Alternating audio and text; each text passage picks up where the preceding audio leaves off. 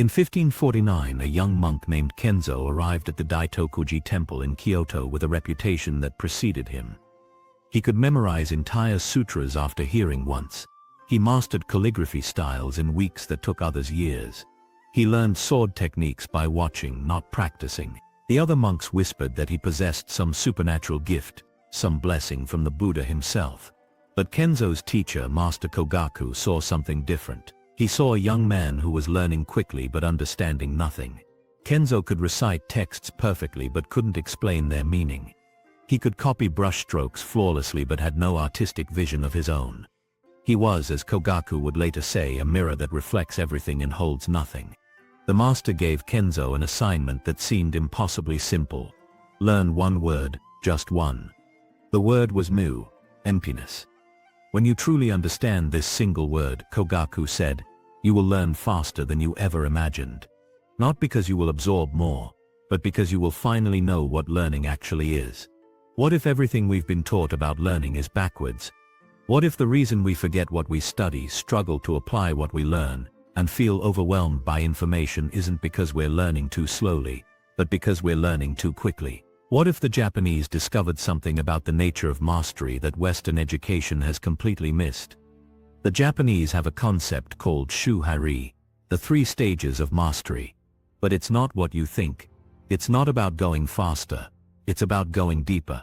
And the way Kenzo discovered this principle transformed not just how he learned, but what it meant to truly know something.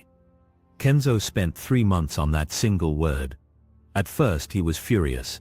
He had come to this temple to learn philosophy, poetry, meditation, strategy. Instead, his teacher had him sitting in silence, contemplating a single syllable. His mind raced with everything he could be learning instead. All the texts he could be reading. All the skills he could be acquiring. But Kogaku was unmoved. You want to fill a cup that's already overflowing, he told Kenzo. First you must empty it. This is the first stage of Shu Ha Ri. Shu, the stage of obeying, of following the form exactly as it's given. In Western learning, we rush through this stage. We want the overview, the summary, the key points. We take notes on 100 things and master none of them.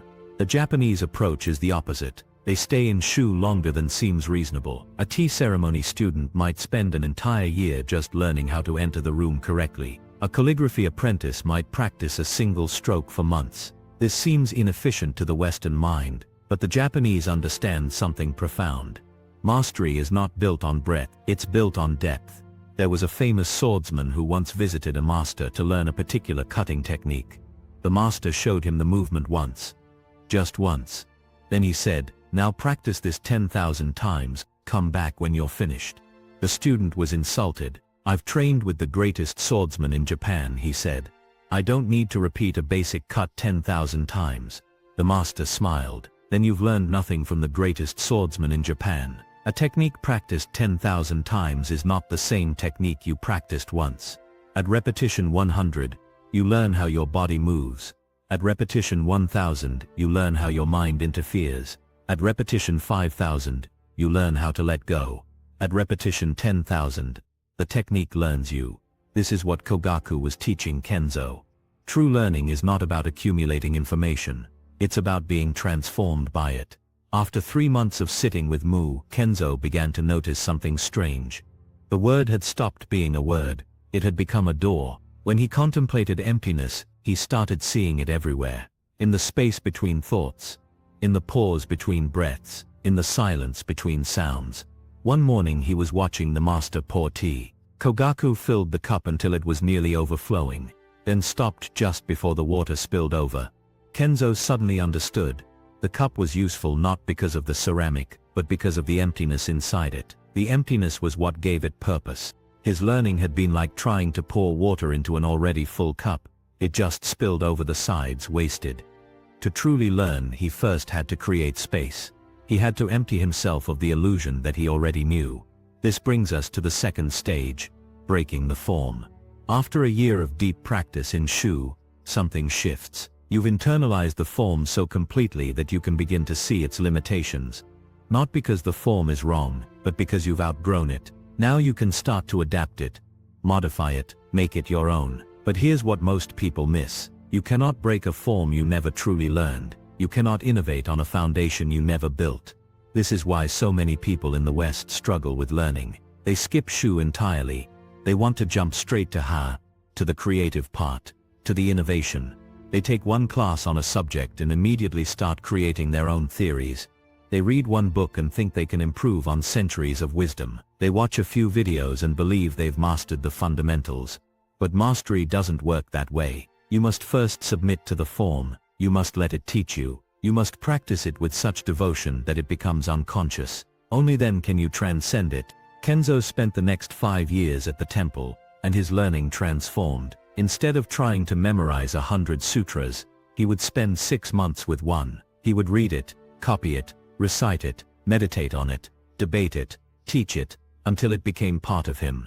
Not something he knew, but something he was.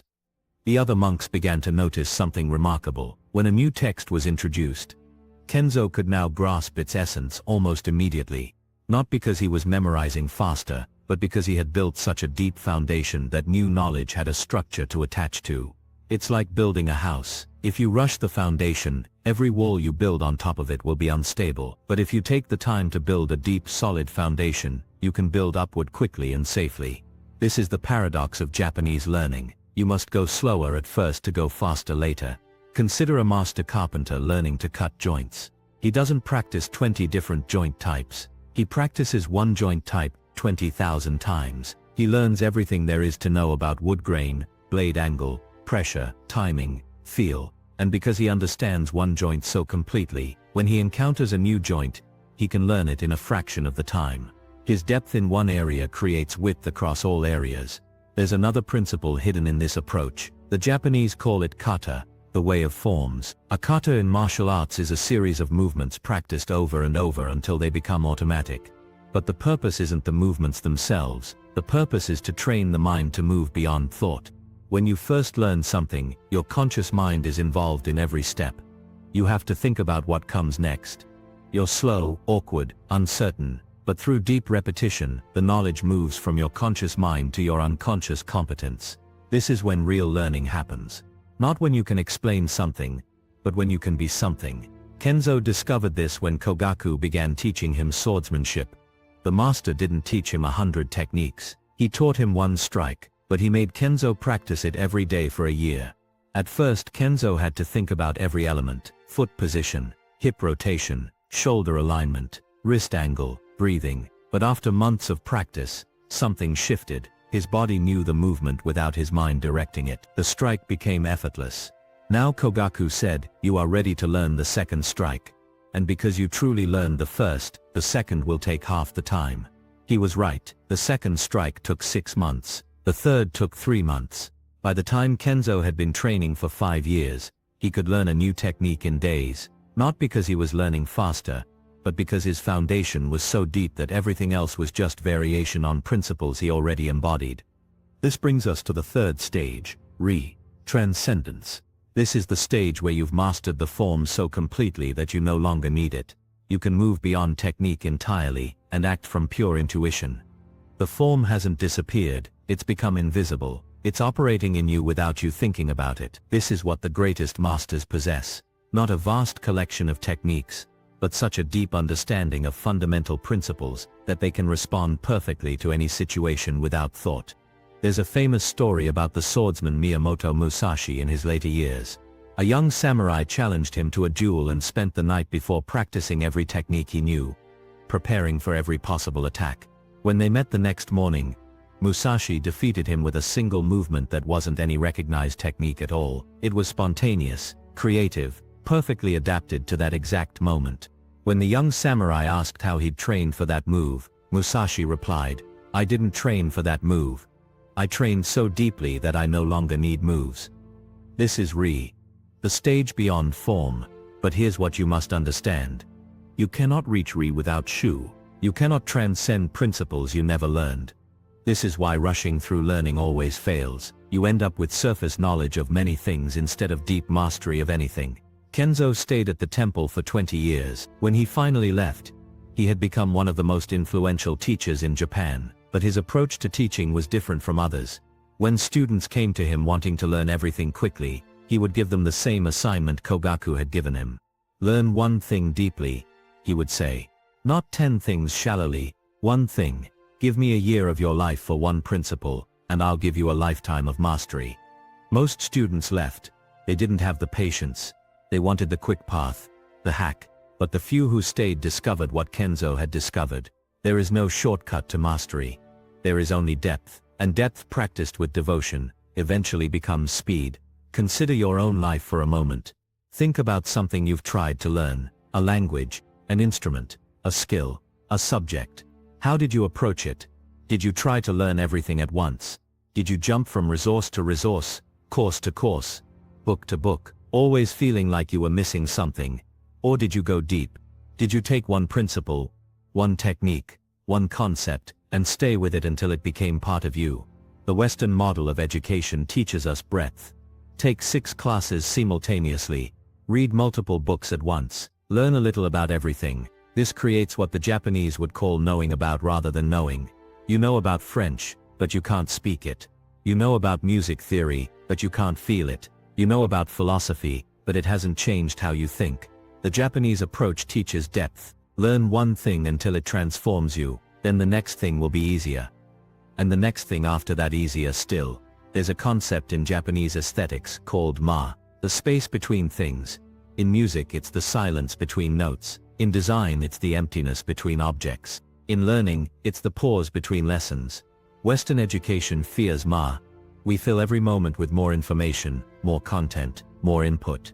We're afraid that if we pause we'll fall behind. But the Japanese understand that learning doesn't happen during input. It happens during ma. It happens in the silence when your mind processes, in the emptiness when understanding crystallizes, in the space when knowledge becomes wisdom. This is why deep practice works. Not because you're doing more, but because you're creating space for transformation. When Kenzo was asked late in his life what the secret to learning was, he said, the same as the secret to tea ceremony. Do each thing completely. When you bow, only bow. When you pour, only pour. Don't be already thinking about the next thing while doing this thing. Be completely present with what is before you. This is Shu Ha Ri. This is ma. This is the Japanese way of learning. Not faster in the moment, but infinitely faster over a lifetime. The paradox that Kenzo discovered, the one that Kogaku taught him through a single word over 3 months, is this. The fastest way to learn everything is to slow down and learn one thing deeply, because depth creates capacity. When you truly master something, you don't just learn that thing, you learn how to learn. You build the mental structures that make all future learning faster. You develop the patience, the focus, the awareness that mastery requires. Someone who has deeply mastered one language can learn a second language in a fraction of the time. Not because the second language is easier, but because they've built the cognitive architecture for language learning.